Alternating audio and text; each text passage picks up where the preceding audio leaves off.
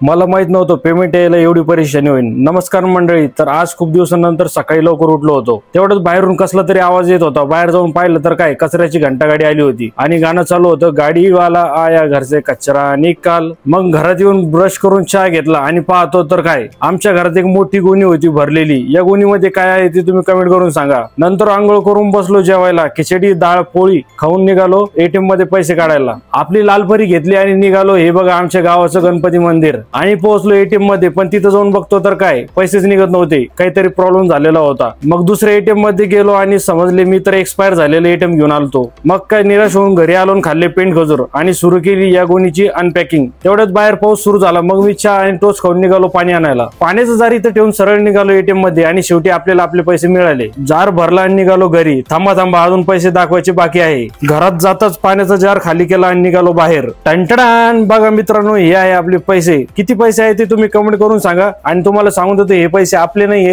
हे पप्पाचं पेमेंट झाले, ते पैसे मी काढून आणले। तर अशाच व्हिडिओसाठी लाईक करा, फॉलो करा आणि चॅनलला सबस्क्राईब करा।